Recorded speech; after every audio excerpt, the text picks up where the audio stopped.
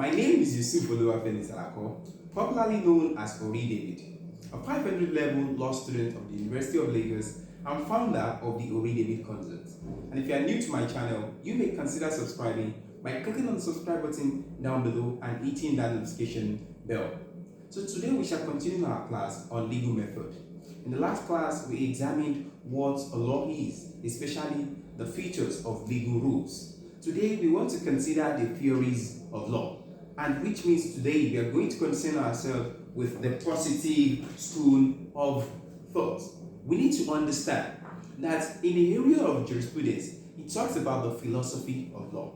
Yes, we know legal rules. Yes, we know the features of this body of rules. However, some scholars, some jurists, some philosophers have investigated and they have written and advanced postulations, positions on what they consider to be a law. We have the natural school of thought, we have the sociological school of thought, and different schools of thought. But for today, we concern ourselves with the positive law, that is, the positive school of thought. When we talk about the positive school of thought or positive law, what does this mean? What does this tell us? What does this suggest? We need to understand that the word positive law is derived from the word posit. The word is derived from the word posit, that is P-O-S-I-T. And this means to put or to place. The word posit means what? To put or to place. One thing you need to understand about the positive school of thought is that the positive school of thought is the direct contradistinction to the natural school of thought. The positive school of thought set themselves up against the postulations of the naturalists. By the time we consider the natural school of thought, you will then understand what I mean. But you need to understand that their position is contrary, directly contrary to the position of the naturalists. So when we speak of the positive school of thought, you need to understand that for the positive school of thought, they believe that law flows from up downward. That is, law is a term that comes from up downward. It is like a fountain. If you have seen a fountain, you see that the water runs from up downward. And to the positive, the positivists, they believe that law has to do with an order. Law has to do with an injunction. Law has to do with a command from a superior being up there down to his subjects. That is what the positive law is all about. They do not believe that law can flow downward up. No, they believe that law will rain down from up down. And there are several proponents of these positive laws. One of them is Jeremy Bentham. Jeremy Bentham is a positivist. We also have Thomas Hobbes. But the famous one is John Austin. The famous among them is John Austin. And John Austin said that law is a command. Law is a command. He said that law is a command that is set up by a superior being to inferior beings and enforced by sanctions. He said that when you consider law, you see law as a command. And that command comes from a sovereign entity or a superior being, and that it is enforced by sanction. These are the three elements of a law, of what should be considered to be a law as far as John Austin is concerned. And that is what is known as the Austinian theory of law, which is our form of positive law. To John Austin, he believes that law has to do with command.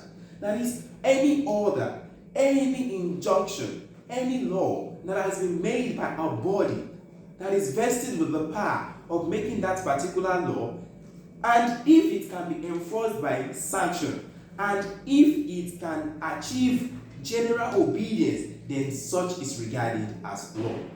He then tells us that for John Austin, he considers that, okay, if a king should make a law, particularly during the medieval era, if a king should pass any order, That order is a command. And that order flows from a king, because the king is above everyone, because the king is accountable to no one.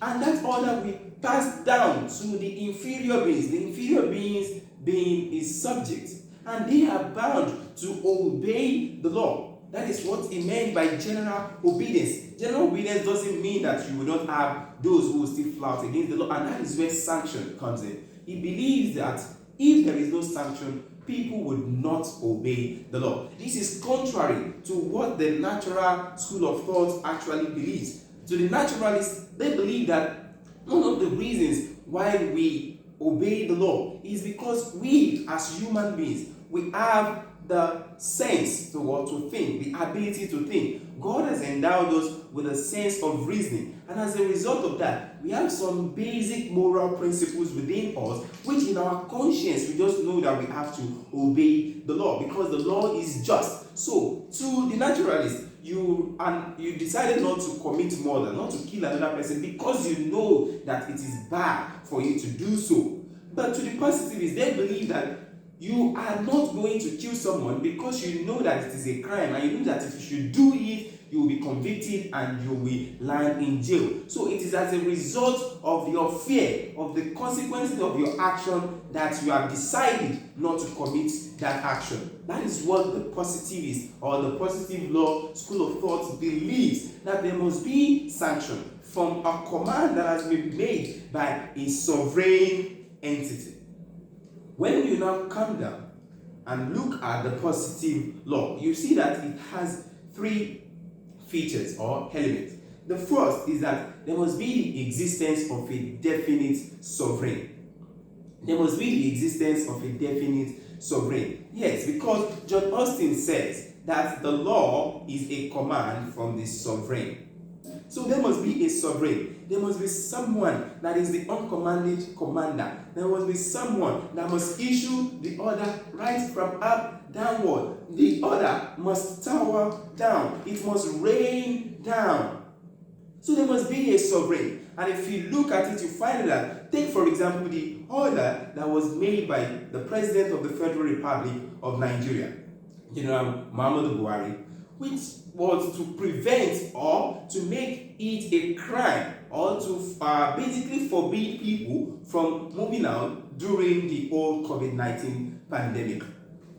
That particular order came from the president, came from a sovereign entity. The president is the sovereign entity. That order is a command. That order is issued down to its subjects, we, the people. And in the event any flouts that order, you find that the Quarantine Act has already provided that it is a crime and you can end up in jail. That is a sanction that John Austin is talking about. He then tells us that such an order from Mr. President will represent the position of the positive school of thought as far as what should constitute a law is all about.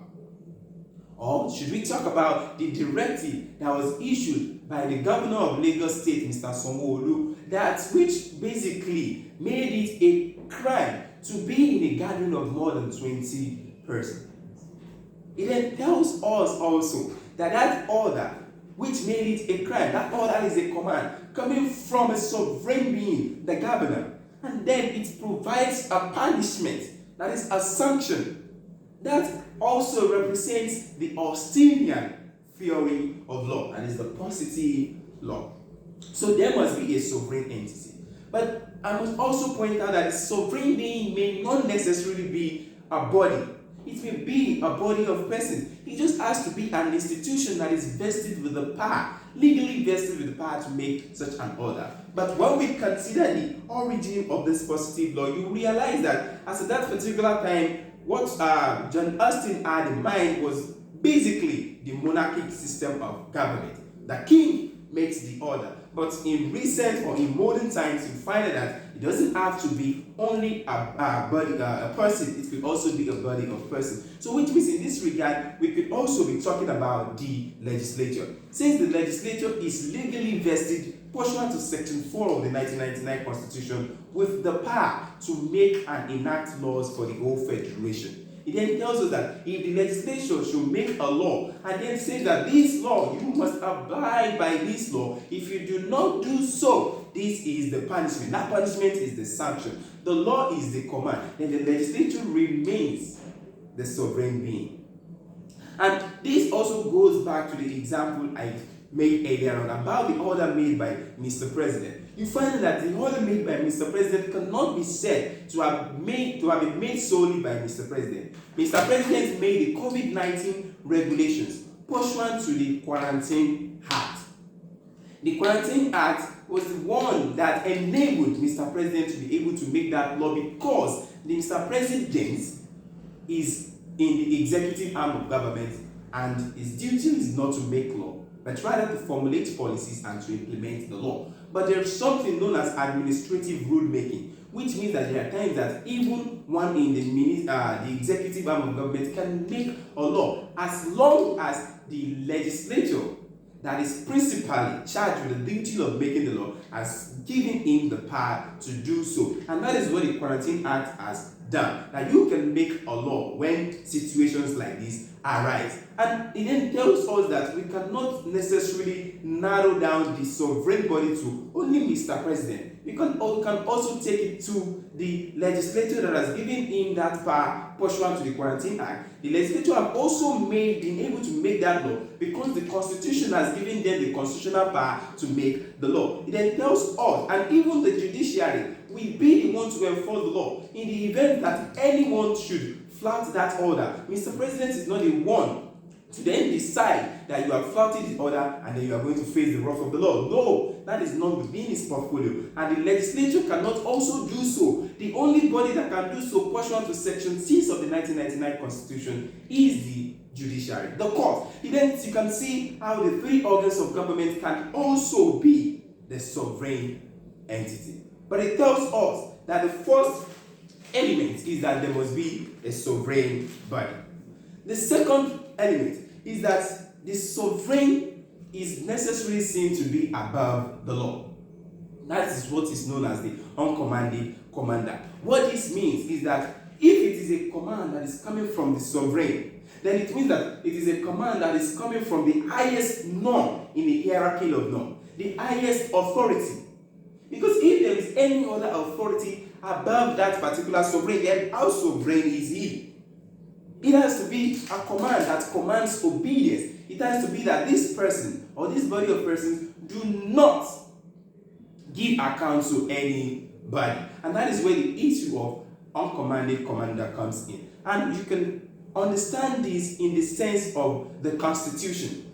When you consider the Constitution, you see that the Constitution has been labeled or been dubbed as the uncommanded commander, the ground norm, the first ends origo, that is the origin and the beginning and the ending, the alpha omega of the law. And you will see that in Section 1, subsection 3 of the 1999 Constitution, it says that if there is any other law or any act that goes contrary to the provisions of the Constitution, such a law shall be null and void. And this has been applied in a plethora of cases. One of such is the case of Inokoju and Adeleke. In fact, the first landmark case on constitutional supremacy is the case of Marbury and Madsen that was decided by the U.S. Supreme Court. Marbury and Madsen. These cases, and also Section 1, subsection 3, tells us that the Constitution is above any other norm, any other authority. Therefore, the Constitution can be said to be the sovereign body because the Constitution does not kowtow. The Constitution does not give account to any other body because the Constitution is sovereign. So that is what the Augustinian theory is also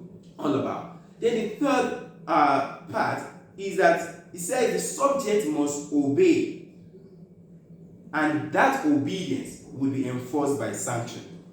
There must be general obedience, like I told you, but it doesn't mean that in circumstances where some individuals decide not to obey the law, doesn't mean that it still goes back to now saying that, oh, this obedience is not general, as a result of that it is not law. No, that is what he's saying, that you use sanction to enforce the law. So without sanction, there is no law. At least there must be sanction. The Quarantine Act provides that if you do not follow the regulations made by the president, then you would be turned into a criminal and you will land in jail. That is a sanction. If you look at the criminal code, if you commit the offense of stealing, there is a sanction. If you commit the offense of rape, life imprisonment, these are sanctions. And it is by way of this sanction, according to John Austin and other positive law lawyers, they believe that it is this sanction that you use to enforce obedience, to obtain obedience. So there must be sanction according to them. Now, when you look at the positive school of thought, you find out that what they are saying is that once a body that is vested with the power to make a law has already made the law, that is the law. That is what should be considered as a law. Once there is a sovereign body and that body has made a law in form of a command, and then there is sanction, that is the law. That you don't need to start considering whether the law is good or bad. To the positive lawyers, it would then mean that even a bad law is considered to be a law. So if there is a law that says this and that is just that, stop disturbing yourself with whether this law is just or this law is unjust. And you find that this is one way that the positive lawyers are different from the naturalists. In the sense that the naturalists want to consider whether a law is just or unjust. Because to the naturalists, you only obey just laws. When the law is unjust, you do not obey such. Now take for example, the law that was enacted during the apartheid era. When you look at that particular law, on the face of it, it is an evil law, it is wrong, it is unfair, it is unjust. To the naturalists, they are saying that such a law will not bind you in your conscience. You don't have the moral duty to obey or follow that law because it is unjust. But to the positivists, they say, as long as it is a law, as long as that is the law, as long as it is the law, you have to follow it because it is the law. It then tells you that there is a dichotomy between the naturalists and the positivists. The positivists are concerned with what is known as lex lata in law. That is the law as it is, as against the law as it ought to be. Because for them, they believe that the law as it ought to be may be subjective. The law as it ought to be may be indeterminable. Because what is good law to you may be bad law to the other person. So there is no way we can have empirical evidence to support whether a law is good or a law is bad. But for the naturalists, they are not concerned only with lex lata. They are also concerned with lex ferenda. That is the law as it ought to be. And I can tell you that many of us have been in situations where we say, come on, this judgment is wrong, this judgment is unfair. No, what kind of law is this? The law should not be this and that. Now, take for example, some are advocating that there should be a law that criminalizes forced rape accusations. But then you find that some are now saying that you cannot have such a law. Yes, and I align with that view. That we can't have such a law because that law will do violence. That law will discourage the victims of rape and other sexual assault from even coming out. Because what if they are unable to prove that they have actually been sexually assaulted? That could necessarily even be changed into being a forced rape accusation. And when someone knows that you could land in jail when you are unable to prove your rape allegation, then you see that it deters them, it discourages them from coming out. But what I'm trying to point out is that at the end of the day, you see that there is a debate. Oh, this law is good, this law is bad, from different quarters. Then tells us that it is subjective. And if it is subjective, we cannot therefore have a law. So the law should just be whatever it is that has been said to be a law to the positivists. Once that body that is entitled to it has made that law, then it is. And you find that this positive law gives impetus or it gives moral justification for dictators. Because they just believe that once I make the law, it is a command, I am the sovereign body, and I can impose sanctions. And you find that during military era, that is exactly what happens. A decree is a command, and the decree is stressed to the head of state. The head of state is the head of state. There is nobody above the head of state. And any decree he makes remains a law. That is a command. And then there is what? Sanction.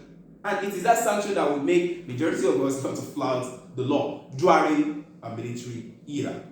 And this is what the positive law is all about. But when you look at it, you find out that the positive law has its own defect, its own shortcomings.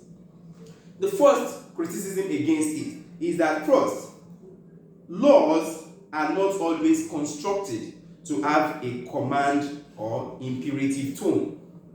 It is not all laws that come as a form of command. It is not all laws that compel us to do something. We have the law of contract, but it doesn't mean that I must enter into a contract. It just means that when I enter into a contract, there is a guided rules, you understand, that I must advert my mind to. Or when it comes to making a will, of course we have the Wills Act with the Wills Law of different states, but it doesn't compel me to make a will. It's not a must I make a will. A person could die intestate. If a person dies intestate, the person has not made a will. We have the Marriage Act. It provides provisions, guidelines, but then it doesn't mean that I must get married. So you find that it's not all laws that are in form of or command. There is something known as election, doctrine of election in equity, and it works like this. Supposing I have a house in Banana Island, and you have a house in Ebute Metta, and then there is another girl that has no house. I can say, okay, you can take over my house in Banana Island, provided that you are going to leave that your own house in Ebute Metta to that particular girl. Now the thing is, there is no law forcing me to do that. I did that out of the volition of my own heart. And for you, there is no law that will force you to also leave that your house in Ebute Metta. Of course not. The only thing is that if you want to take the house in Banana Island, you must then give the house to the girl, because the maximum of equity says that what? If you come to the court of equity, you must what? Do equity to the other person. Now this, he who seeks equity must do equity. And you can see that in this circumstance, none of us is acting under compulsion. None of us is acting under what? Compulsion. So these people are saying that what is the law is simply the law. That is the first criticism. Now, secondly, it you find that it is not entirely correct to say that law is simply what the sovereign has was said. Because if you start doing that, it then means that we cannot challenge the law. That means that we cannot interrogate or investigate whether a law is good or a law is bad. It then means that you are going to leave room for anarchy. Anyone can just make any unreasonable law, and since it is a law that has legal validity, then that is the law. So if tomorrow somebody, the legislator just wakes up and says, we want to make a law that we make it lawful for anybody to just kill, that is a bad law. But then, for the positivists, they are not concerned whether it is bad or not. They believe that do you follow due process, formalities? Have you followed due process? The Constitution says if you want to make a law, this and this, have you followed it? As long as you have followed it, then it automatically becomes a law. That would be very bad to any society, because it could lead to chaos. It means that it will take all power into the hands of a few, and those ones can use it according to their whims and caprices. So that itself is not something good. And this is where you find that the naturalists come in to say, of course you have to consider whether a law is just or a law is unjust, because of the sense of reasoning that God has bestowed upon you. You know what is good from what is bad, and you should try to embrace what is good and repel that which is bad. But for the positivists, the law is simply the law, whether good or bad. Please, I will ask you this question. If we go by the positive school of thought, then what would be the state of the rule of law? So that is also one defect. Another defect, thirdly, is that you find that the idea of an uncommanded commander can only be possible in absolute dictatorship. Yes, during the military era. Yes, we know that the head of state is it. That is it. And that is all. But then, in modern society or in constitutional democracy, it may not be easy for us to have anyone like the uncommanded commander. Yes, I spoke about the Constitution.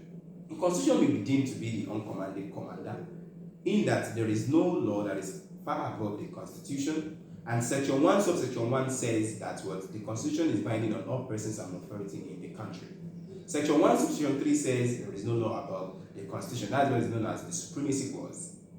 But then, If you check Section 8 and Section 9 of the 1999 Constitution, it gives the National Assembly the power to amend the Constitution if it can be amended, if there is a body that can amend it, if there is a body that can change your tone, then how sovereign are you? How uncommanded are you as a commander? So you can see it. And then should we now say the legislature is also the uncommanded commander? Of course, that may not be possible, because even the legislature will have to draw its own power to amend the constitution from the constitution itself, and the legislature has to follow what the constitution has said.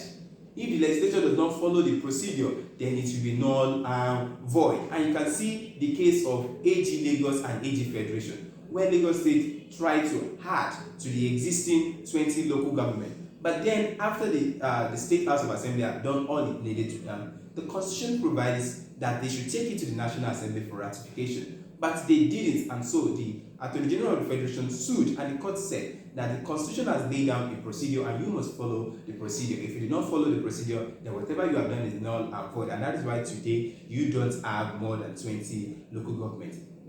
Because the local government that we had in the Constitution, the court declared it to be null and void. It then tells you that even the National Assembly or the legislature in general also draws its power from that same Constitution. So our uncommanded commander is the legislature. And even the legislature themselves are also accountable to the people. Because you are elected. If you do anyhow, you see anyhow. In the sense that you will not be re-elected. So they can also change. Tells you how uncommanded you are as a commander.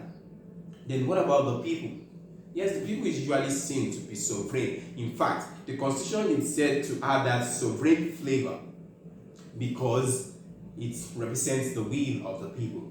But you find that the laws that are made by the legislature are also made for the people, and they are binding on the people. So our uncommanded commander are the people.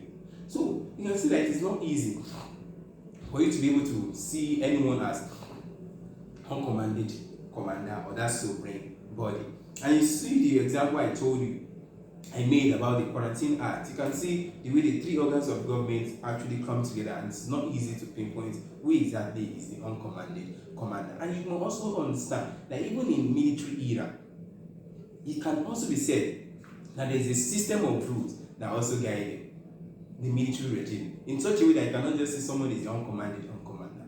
Like now, if there is a decree, the edicts are orders made by the state governors, state military governors. The edict cannot override the decree because the decree is superior to the edict. So that is why the court also comes in to say, well, you cannot make a law as a state governor that will contravene the decree. That is it. So our uncommanded commander. And if you see the case of Lakom Ikekelomo versus Attorney General of Western State, it also tells us how even the military head of state can also be brought under the purview and domain of the law. Our uncommanded commander is that in international law, the guiding principle of international law is that all states are equal, all states are sovereign, and there is no sovereign state that issues orders down to other states. Of course not. So then it tells us that using the positive, law theory, it could not be applicable in international law. This is also one defect of the positive school of thought. And lastly, the Augustinian theory also writes in the presumption that everyone obeys the law simply because we are scared of being punished by the law. So they believe that sanction is the only way in which you can enforce the law, and that is not so. It is not all laws that are obeyed simply because we are afraid of the consequences that flow from it. Some people refuse to kill, not because they feel that, okay, murder is a crime and there is a punishment. No, just because they feel that it is bad. And that is where the natural law comes in. The natural law does not believe in sanction. The natural law believes that as human beings, it is our nature to know what is good and what is bad. And as human beings, lying in our conscience is the ability to decipher between what is good and from what is bad, and we should do that which is good against that which is bad. But for the natural, for the positivists, they believe that humans will always be humans, and it is as if you are saying that every human was set up to actually be a dissenter Every human was set up to be a miscreant. Every human was set up to always try to violate the law, and so he must put sanction. No, some people do not lie, not because they feel like lying under oath would be a crime, that is perjury, but because they just believe that it is wrong, it is bad. Some people would not steal out of their own principle, based on their own personal conviction, not because of the law. Some would even have the opportunity to contravene the law, and they know that they are in a position that the law will not even be able, or may not be able, to actually catch up on them. And you get to see that they wouldn't do that based on their own personal prejudices and precepts.